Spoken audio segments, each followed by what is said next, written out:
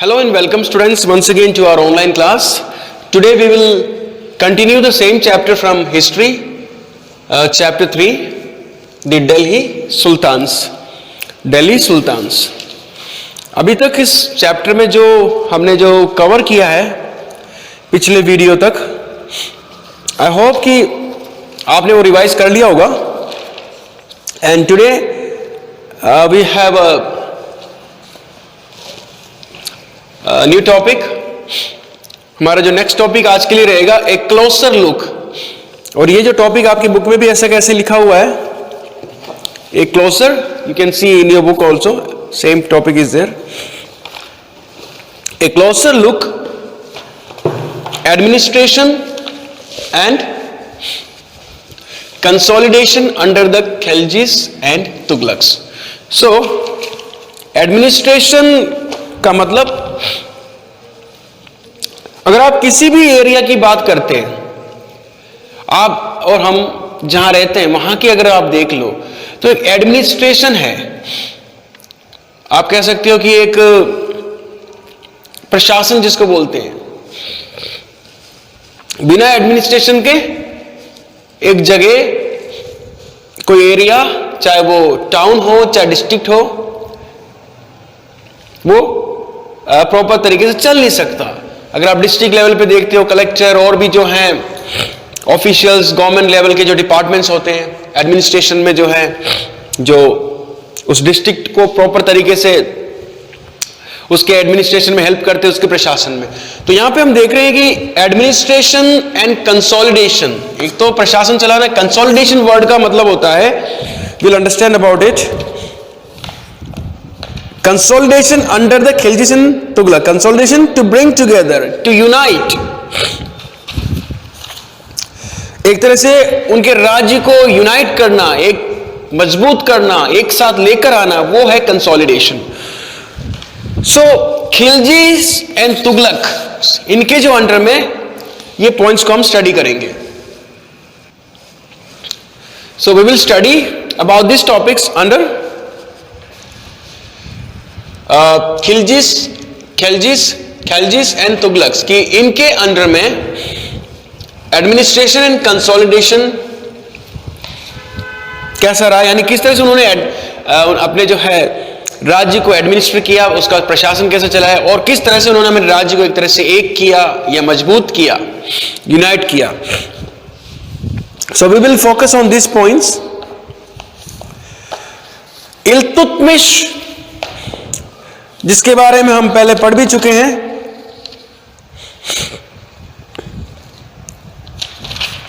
जैसे कि मैंने आपको रजिया सुल्तान के बारे में भी बताया था प्रीवियसली, जो कि सुल्तान इल्तुतमिश की बेटी थी. और अब जो है हम पढ़ते हैं Iltutmish appointed governors as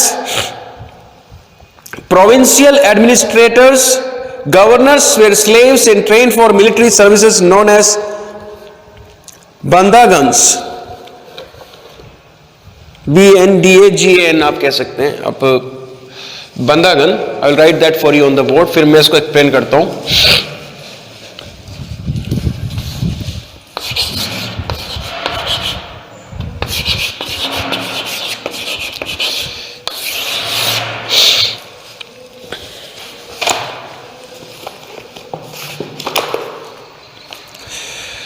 Iltutmish, जिसके बारे में मैं पहले बता चुका हूं, रजिया सुल्तान जो है इल्तुतमिश की बेटी थी. जो इल्तुतमिश ने क्या किया अपने रूल में, अपने राज शासन काल में, when he ruled, Iltutmish appointed governors as provincial administrators. यहां मैंने लिखा हुआ है, Iltutmish appointed governors as provincial administrators, यानी अलग अलग प्रांत,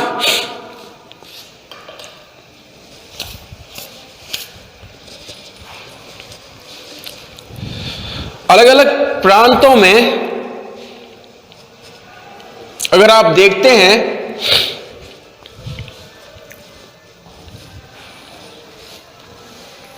when you talk about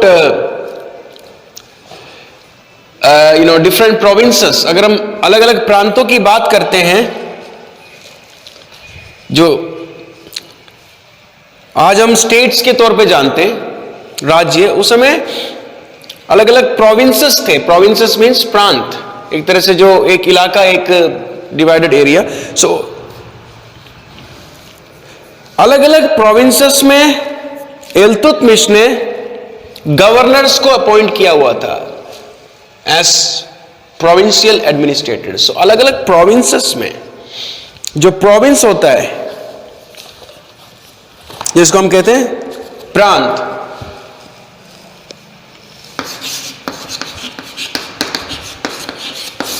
province जिसको हम प्रांत बोलते हैं, आज के टाइम पे अगर आप बोलते हैं तो आप कह सकते हैं कि जो राज्य, स्टेट, उस समय के जो आज की जो स्टेट, आप उस तरह अगर उस समय की बात करते तो आज जैसे हम स्टेट्स अलग अलग, जैसे राजस्थान, उत्तर प्रदेश, तो वैसे ही उस टाइम के जो अलग अलग स्टेट्स को प्रोविंस कहा जाता था. तो अलग अलग प्रोविंसेस में इल्तुतमिश ने गवर्नर्स को अपॉइंट किया था एज प्रोविंशियल एडमिनिस्ट्रेटर्स, कि उन प्रोविंसेस में या उन स्टेट्स में वो गवर्नर्स एडमिनिस्ट्रेटर के तौर पे प्रशासन का काम करें और उन प्रोविंसेस को ढंग से प्रॉपर तरीके से उसको एडमिनिस्टर करें या वहां पे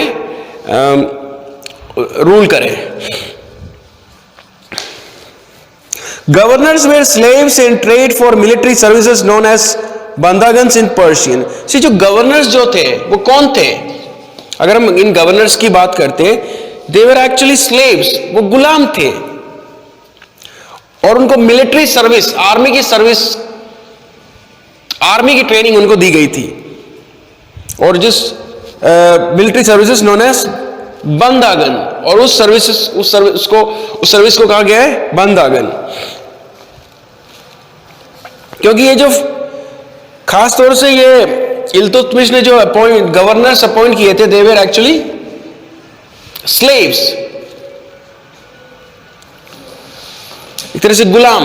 इल्तुतमिश जो था रूलर, उसके गुलाम थे ये, और इनको स्पेशल मिलिट्री सर्विसेज के लिए उनको परचेज किया गया था और उनको मिलिट्री सर्विसेज में ट्रेनिंग दी गई थी और उस चीज को कहा जाता है बंदागन.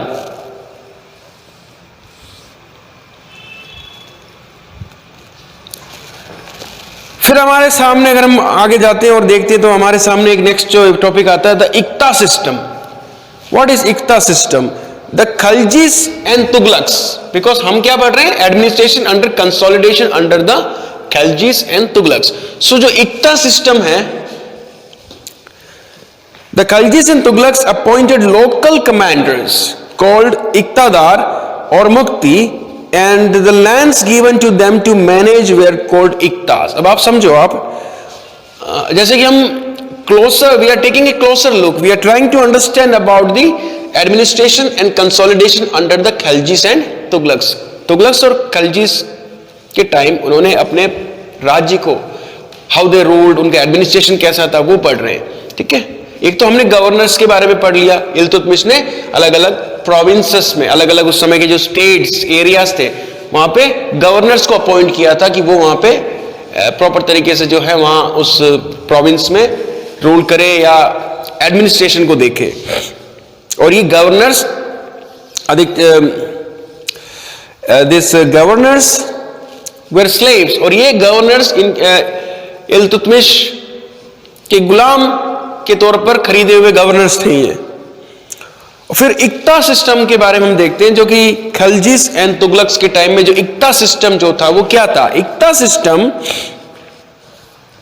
The Khaljis and the Tughlaqs appointed local commanders called iqtadar और मुक्ति.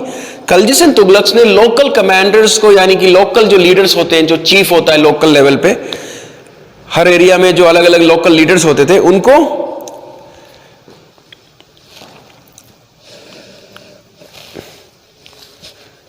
इक्तादार या मुक्ति के टाइटल से उनको अपॉइंट किया गया और उनको जमीन दी गई मैनेज करने के लिए, लैंड, और जिसको कहा जाता था इक्तास. इक्तादार या मुक्ति का टाइटल दिया गया, यानी खलजी सेन तुगलक्स के टाइम इन्होंने लोकल लेवल पे जो लीडर्स को सेलेक्ट किया, उनको जमीन दी गई और ये लोकल लीडर्स को कहा जाता था इक्तादार या मुक्ति। एंड इनको जमीन दी जाती थी लैंड मैनेज करने के लिए, उस जमीन को कहते थे इक्तास, उसको कहा जाता था iqtas. The person who was the holder and controller of iqta was known as iqtadar और मुक्तिस। सो जिसके पास में जमीन या इक्ता का कंट्रोल होता था उसको इक्तादार या मुक्ति का नाम दिया गया था, या वो टाइटल दिया गया था। फिर अगर हम बात करते हैं अलाउद्दीन खलजी, जो रूलर है अलाउद्दीन खलजी, उसके रूल में under Alauddin Khalji the government started collecting land revenue directly. अगर हम पहले तो अगर हम देखते हैं, हमने गवर्नर्स के बारे में पढ़ा, उसके बारे में, उसके बाद इक्ता सिस्टम के बारे में सब देखा कि किस तरह से खलजी सेन तुगलक्स उन्होंने लोकल लीडर्स को सेलेक्ट किया और उनको जो है टाइटल दिया इक्तादार या मुक्ति का, और उनको जमीन जो है लैंड मैनेज करने के लिए दिया गया और उस लैंड को कहा जाता था इक्ता। और जो लैंड जिसके पास मैनेज करने के लिए दिया जाता था उन लोकल लीडर्स को जो टाइटल देते थे वो इक्तादार या मुक्ति कहा जाता था। तो इस तरह से आप ये समझ सकते हैं। And the duty of the muqtis was to lead military campaigns and maintain law and order in the इक्तास। और इनकी ड्यूटी क्या थी? मिलिट्री कैंपेन को, यानी जो आर्मी के जो अभियान जो होते हैं, मिलिट्री का जो भी कैंपेन होता है उसको लीड करना, मिलिट्री का जो अभियान, आर्मी का जो अभियान होता है, इनकी सेना का जो अभियान होता है उसको उसमें शामिल होना, and maintain law and order in their iqtas. और इसके अलावा इनके पास जो जमीन दी जाती थी वहां पे कानून और व्यवस्था बनाए रखने की बात थी, ये जिम्मेदारी उनको इक्तदार या मुक्तिस को दिया जाता था। फिर अगर हम बात करते हैं Alauddin Khilji, under his government, under his rule the government started collecting land revenue directly. Alauddin Khilji के टाइम गवर्नमेंट ने लैंड रेवेन्यू, यानी जो जमीन भूमि पर जो टैक्स लेते थे वो डायरेक्टली उन्होंने कलेक्ट करना चालू किया। यानी जो जिसके जो you can say land revenue means भूमि, जमीन के ऊपर जो टैक्स लगता था या जो कर। सो अलाउद्दीन खिलजी के टाइम ये कलेक्शन जो है रेवेन्यू, भूमि पर जो टैक्स लगता था वो डायरेक्टली कलेक्ट किया जाने लगा। So the rights of the local chieftains to collect taxes were cancelled and they too were forced to pay taxes। so इससे ये हुआ, जो लोकल लीडर्स को ये अधिकार दिया गया था कि वो टैक्स कलेक्ट करे, वो कैंसिल हो गया और बल्कि उनको भी टैक्स पे करना पड़ा। This is happening under Alauddin Khalji. Alauddin Khalji के अंडर में उन्होंने ऐसा किया कि उनकी जो सरकार ने, उनकी जो गवर्नमेंट ने लैंड रेवेन्यू यानी भूमि पर जो टैक्स है वो डायरेक्टली कलेक्ट करना चालू किया। अब इससे क्या हुआ, जो लोकल लीडर्स थे जिनको ये राइट या अधिकार दिया हुआ था कि वो टैक्स कलेक्ट कर सकते थे, उनके पास से वो राइट छीन लिया गया।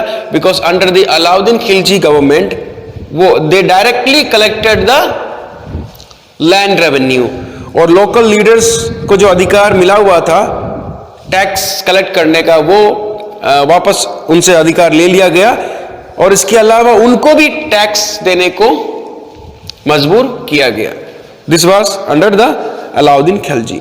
नाउ मंगोल्स इन्वेशन, जो मैंने यहां पे लिखा हुआ है मंगोल्स इन्वेशन, अगर आप इस वर्ड को देखते हैं मंगोल्स यानी मंगोल्स इन्वेशन मींस इन्वेशन का मतलब होता है आक्रमण, यानी मंगोल्स ने जब आक्रमण किया, ये भी है the Mongols under Genghis Khan invaded Transoxiana in the north east Iran in 1219।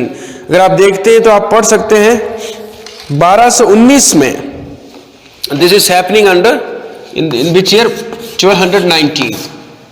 और ये है, ये जो आक्रमण हुआ था मंगोल्स के द्वारा अंडर जेंगिस खान, उन्होंने जो है इन्वेड किया, यानी आक्रमण किया ट्रेनोसॉक्सियाना, जो कि नॉर्थ ईस्ट ईरान में है, and that was in 1219। So this is Mongols invasion that we have read here.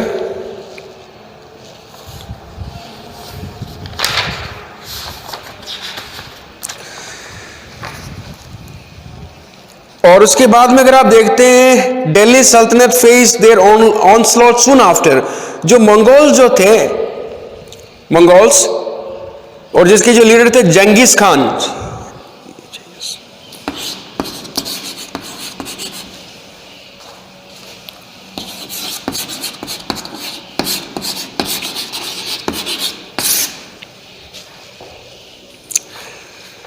पहले तो ट्रेन सोक्सियाना जो कि नॉर्थ ईस्ट ईरान में है, वहां पे उन्होंने आक्रमण किया अंडर विच रूलर जेंगिस खान, जो कि मंगोल रूलर था। उन्होंने आक्रमण किया 1219 में, पहले नॉर्थ ईस्ट ईरान में, ठीक है। और उसके बाद में दिल्ली सल्तनत को भी उनके आक्रमण को फेस करना पड़ा, उनके अटैक को फेस करना पड़ा। Mongol attacks on the Delhi Sultanate increase during the reign of Alauddin Khilji. Alauddin Khilji के समय ये इनका जो आक्रमण है दिल्ली सल्तनत पर, वो बढ़ा। And in the early years of Mohammad Tughlaq's rule. अब आप ध्यान से सुनिए, ये जो मंगोल्स की तरफ से जो अटैक था वो दिल्ली सल्तनत पर भी आया। पहले नॉर्थ ईस्ट ईरान में किया इन्होंने आक्रमण 1219 ईयर में, और उसके बाद में इस आक्रमण का जो प्रभाव, दे इन्वेडेड और दे अटैक्ड दिल्ली सल्तनत ऑल्सो। और उस समय दिल्ली सल्तनत में जैसे कि अलाउद्दीन खिलजी की बात करते हैं एंड मोहम्मद तुगलक। अगर आपसे ये क्वेश्चन अगर पूछा जाए, when Mongol attacks on Delhi सल्तनत इंक्रीज्ड, मंगोल्स के थ्रू जो अटैक हुआ था दिल्ली के सल्तनत पे या दिल्ली जो किंगडम था उस पर, यह हुआ था, this happened under the reign of Alauddin Khilji, during the reign of Alauddin Khilji. एक तो जब अलाउद्दीन खिलजी जब दिल्ली सल्तनत पर शासन कर रहे थे, रूल कर रहे थे, तब मंगोल्स का अटैक आया। And in the early years of Mohammad Tughlaq's rule, और मोहम्मद तुगलक्स के शासन के अर्ली ईयर्स में, स्टार्टिंग ईयर्स में। सो ये आप देख सकते हैं। And this force the two rulers to mobilise a last standing army in Delhi which post a huge administrative challenge. So in जो मंगोल्स की तरफ से जो आक्रमण हो रहे थे, इस वजह से अलाउद्दीन खिलजी और मोहम्मद तुगलक को अपनी आर्मी को स्ट्रॉन्ग करना पड़ा, एक बड़ी आर्मी बनानी पड़ी, बड़ा सेना बनाना पड़ा, जिस पर उनके ऊपर बहुत ज्यादा खर्चा भी आ रहा था। तो ये जो पॉइंट्स अभी हमने देखा है, एक क्लोजर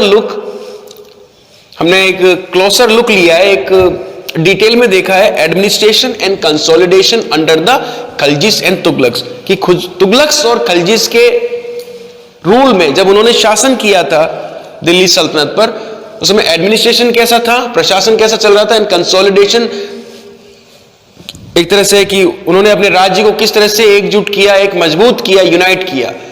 एक तो गवर्नर्स के बारे में हमने पढ़ा कि इल्तुतमिश ने अलग अलग प्रोविंसेस में गवर्नर्स को अपॉइंट किया एज एडमिनिस्ट्रेटर्स, प्रोविंशियल एडमिनिस्ट्रेटर्स।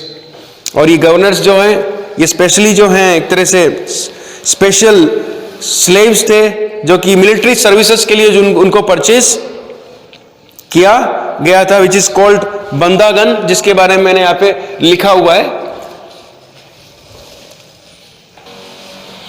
सो एक तो ये गवर्नर्स के बारे में हमने पढ़ा, जो कि जिनको इल्तुतमिश ने अपॉइंट किया था, जो कि स्लेव्स होते थे, यानी गुलाम, जिनको स्पेशल स्लेव्स होते थे, जिनको खरीदा जाता था मिलिट्री सर्विस के लिए, आर्मी की सर्विस के लिए, विच इज कॉल्ड बंदागन, जिसको बंदागन भी कहा जाता था पर्शियन लैंग्वेज में। फिर हमने इक्ता सिस्टम के बारे में पढ़ा, किस तरह से जो है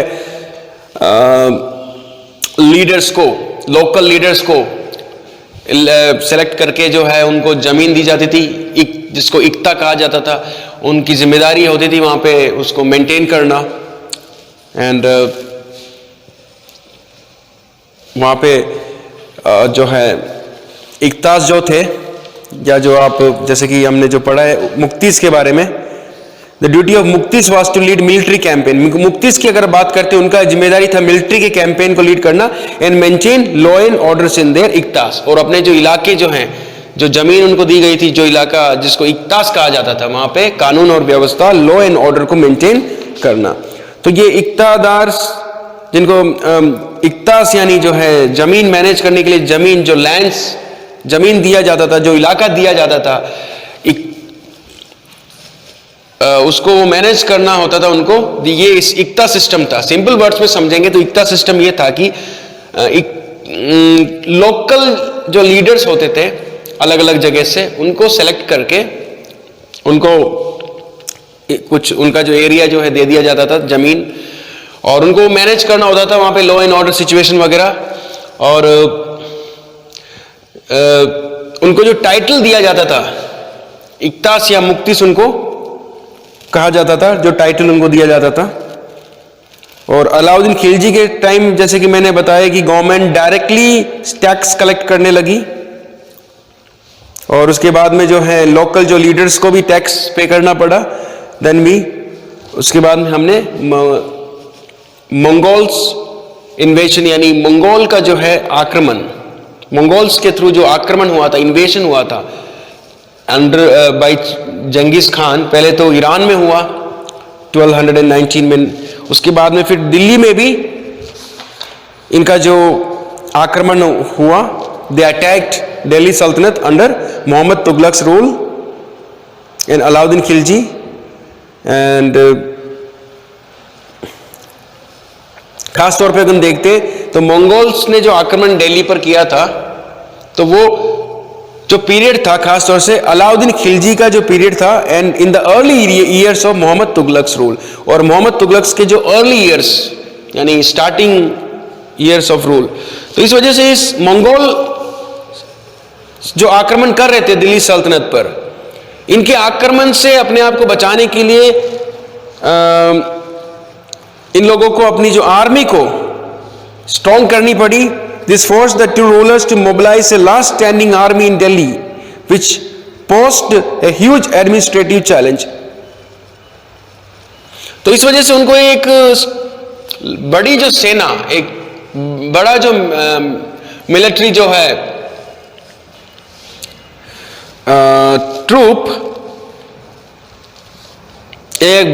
ट्रूप्स या एक बड़ी जो सेना दिल्ली की तरफ उनको लाना पड़ा, उसको वहां पे रखना पड़ा।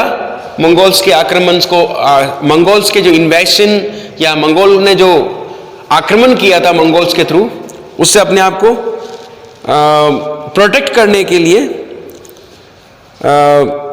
अलाउद्दीन खिलजी और मोहम्मद तुगलक को अपनी एक स्ट्रॉन्ग आर्मी को दिल्ली में रखना पड़ा, जिससे उनको बहुत बड़ा उसके ऊपर खर्चा भी आया। तो इस पॉइंट को आप जो मैंने डिस्कस किया है बुक से भी रीड करेंगे और आपको और समझ में आ जाएगा डिटेल में, बिकॉज इस पॉइंट में जैसे कि इस टॉपिक में हमने क्या समझा, a closer look administration and consolidation under the Khiljis and Tughlaqs.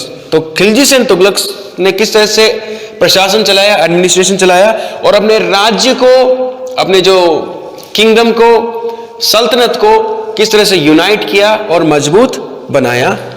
So I hope you understood this topic. अब आप बुक के थ्रू भी इस टॉपिक को रीड करें, and it will be more clearer to you. अगर आप बुक से और रीड करेंगे, self study, self reading, it will help you. So continue to revise the topics that we are covering. Do your self study regularly. Thank you for watching. Have a good day.